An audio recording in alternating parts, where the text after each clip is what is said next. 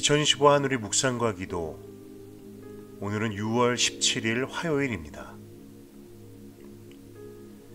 이 시간 먼저 금주의 암송 구절 예레미야 29장 12절 말씀 함께 외워보겠습니다. 너희가 내게 부르짖으며 내게 와서 기도하면 내가 너희들의 기도를 들을 것이요. 그리고 오늘의 말씀은 예레미야 29장 5절에서 7절까지 말씀입니다. 저와 함께 이 시간 말씀을 천천히 정독하겠습니다. 너희는 집을 짓고 거기에 살며 텃밭을 만들고 그 열매를 먹으라. 아내를 맞이하여 자녀를 낳으며 너희 아들이 아내를 맞이하며 너희 딸이 남편을 맞아 그들로 자녀를 낳게 하여 너희가 거기에서 번성하고 줄어들지 아니하게 하라.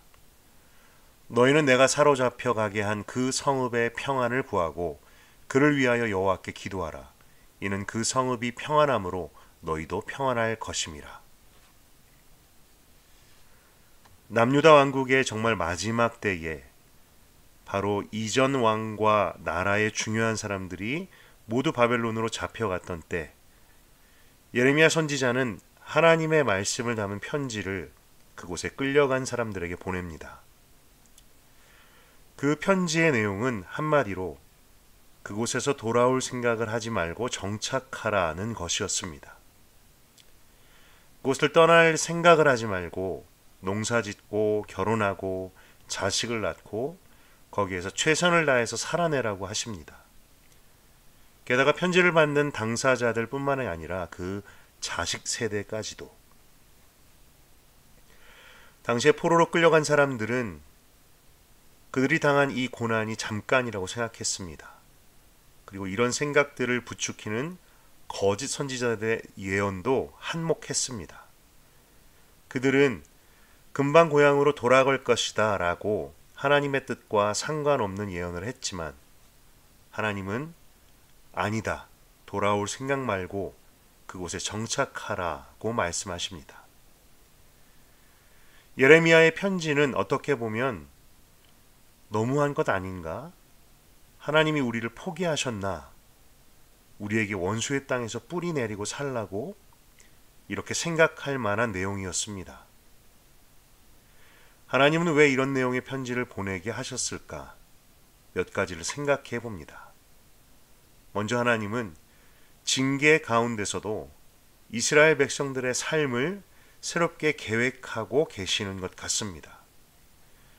죄에 대한 심판으로 포로로 끌려갔지만 분명히 수치스럽고 고통스러운 사건이었지만 그래서 사람들은 이 징계가 빨리 끝나기를 바랬지만 하나님은 그들이 그 징계의 때와 자리에서도 하나님의 백성으로서 새로운 삶을 살기를 바라셨던 것 같습니다. 그 증거가 7절 말씀에 나옵니다. 하나님은 그들이 끌려간 땅과 성읍, 바로 그들에게는 원수와 같은 이들의 평안을 위해서 기도하라고 하십니다. 이 명령은 이스라엘 백성들에게는 마음이 허락하지 않았을 말씀이었을 것입니다. 그러나 하나님의 백성은 기도하는 백성입니다. 자신이 하나님의 복의 통로가 되어야 되는, 하나님께서 포로로 끌려간 이스라엘 백성들에게 그 땅을 위해 기도하라고 하시는 것은 사실 하나님께서 그들을 여전히 자신의 백성으로 여기고 계신다는 증거이기도 합니다. 우리의 삶 속에서도 이해하기 어려운 고난 혹은 징계와 같은 때가 있습니다. 하나님이 나를 외면하시나? 하나님이 나를 버리셨나? 아닙니다. 하나님은 결코 우리를 버리지 않으십니다. 잠시 진도하신다 하더라도, 우리를 징계하고 연단하신다 하더라도 하나님은 그 징계 속에서도 우리를 돌보시며 우리의 삶을 일구어 나가십니다.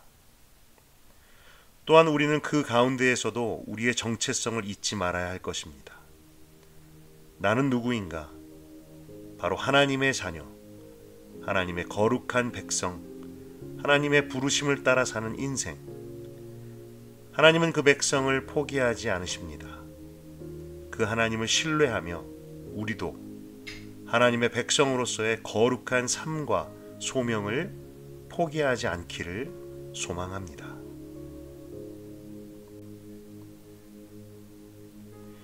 이 시간 개인적으로 묵상하는 시간을 가져보십시오. 오늘 본문 말씀은 당신의 삶에 어떤 의미가 있습니까?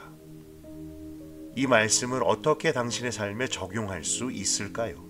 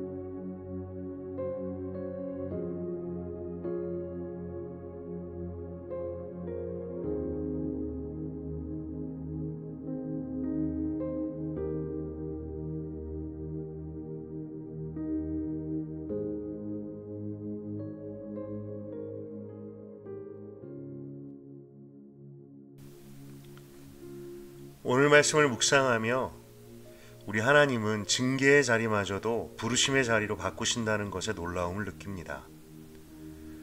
이스라엘 백성들에게는 분명히 바벨론 땅은 수치와 고난의 자리, 심판과 징계의 자리였는데 하나님은 그 백성들에게 그 땅을 위하여 기도하게 하십니다. 바로 하나님의 백성으로서의 새로운 부르심을 주셨던 것이지요. 당시 예레미야를 통한 하나님의 말씀에 듣고 순종한 사람이 얼마나 되었을까 궁금해집니다. 모두가 이 말씀을 듣고 하나님의 마음을 깨닫고 순종했을까? 왠지 아닐 것 같습니다. 많은 사람들이 여전히 하나님의 마음을 깨닫지 못하고 자신의 처지만 한탄했을 것 같습니다. 나라면 어떻게 했을까? 저도 마찬가지입니다. 주님의 마음을 깨닫기보다는 상황에 집중하고 자신의 처지를 한탄했을 것 같습니다. 사실 지금도 현재의 고난 앞에 그렇게 반응하고 있으니까요. 예레미야 당시 그 편지의 말씀을 읽고 주님의 마음을 깨닫고 순종했을 소수의 사람처럼 되기를 원합니다. 지금 내가 겪고 있는 어려운 상황 속에서도 하나님은 여전히 나의 삶을 계획하시고 일구어 나가신다는 것, 그리고 나를 여전히 당신의 백성으로 여기시며 사명을 맡기신다는 것. 그래서 지금 제가 해야 할 것은 나를 세우신 곳, 나를 부르신 곳, 나를 이끄신 곳에서 충성하는 것이지요. 그것이 어떤 일이든지. 그리고 그 일과 그 부르심 가운데는 기도의 부르심이 있습니다. 하나님의 백성은 어딜 가든 기도해야 합니다. 어디에 있어도, 어떤 상황에 있어도. 또한 하나님의 백성은 자신이 몸담고 있는 공동체와 자신이 서 있는 땅을 위해서도 기도해야 합니다. 우리는 우리를 부르신 일터를 위하여, 우리가 만나는 사람들을 위하여, 우리를 살게 하신 지역을 위하여 기도해야 합니다. 이것은 하나님께서 주신 사명이고 또한 책임입니다. 특별히 하나님은 그들의 평안을 위하여 기도하라고 하십니다. 평강의 길, 생명의 길을 알지 못하는 이들을 위해서, 그들이 참된 길과 진리, 생명 되신 예수 그리스도를 만나고 알 수 있도록. 기도는 우리 그리스도인들에게 일이 되어서는 안 됩니다. 오히려 삶이 되어야 하지요. 삶의 일부가 되어야 합니다. 사도 바울은 그런 의미에서 우리에게 쉬지 말고 기도하라 라고 명령한 것 같습니다. 오늘 말씀을 함께 묵상하는 모든 지체들이 부르신 자리에서 충성되고 신실하게 그 부르심을 감당하는 기도의 사람, 소명의 사람, 참 하나님의 백성으로 살 수 있기를 소망합니다. 당신의 기도는 무엇입니까? 이 시간 개인적으로 기도하는 시간을 가져보십시오. 고난과 징계의 자리마저 부르심의 자리로 바꾸시는 하나님을 신뢰합니다. 지금 제가 겪고 있는 어렵고 막막한 상황 속에서도 현실과 상황 그리고 감정을 따라 살지 않게 하소서. 우리를 결코 포기하지 않으시는 하나님을 더욱 신뢰하고 제 삶을 향한 하나님의 계획을 기대하게 하소서.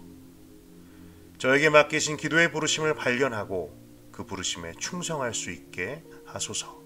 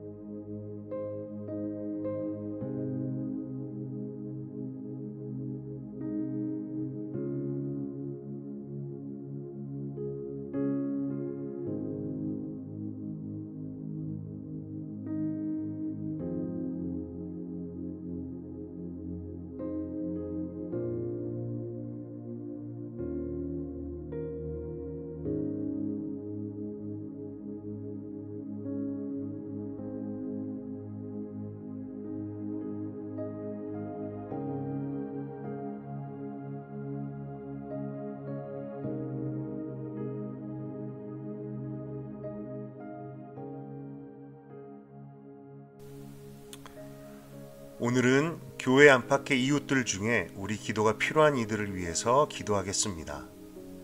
이 시간 생각나는 사람들이 있다면 그들을 위하여 구체적으로 기도합시다. 육체적 질병 혹은 마음의 질병으로 고통받고 있는 이들을 위하여, 비즈니스와 직장, 경제 혹은 비자 문제로 어려움을 겪고 있는 이들을 위하여, 깨어진 가정과 자녀 문제로 고통받는 이들을 위하여 한 번 더 이 시간 기도하겠습니다.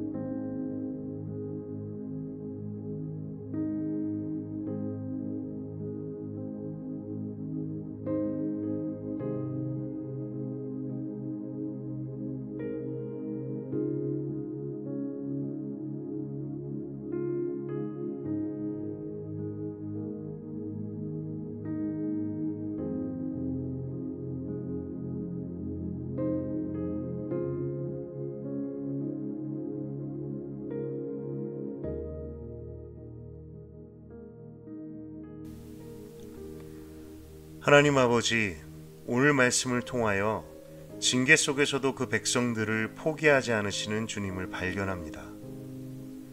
하나님의 신실하심은 정말 놀랍습니다. 그리고 그 신실하심이 저에게도 우리에게도 여전히 똑같이 허락하심을 믿고 감사합니다.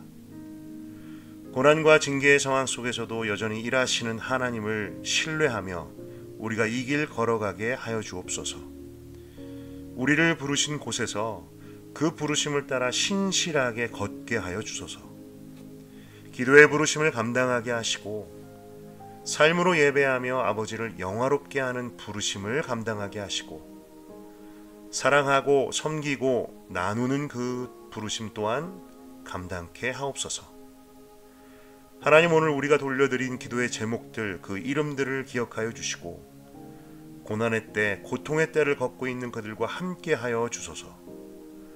어둠과 절망의 때를 걷고 있는 이들에게 예수 그리스도 당신의 영광의 빛을, 생명의 빛을, 치유의 빛을 비춰 주시옵소서. 예수님의 이름으로 기도드렸습니다. 아멘.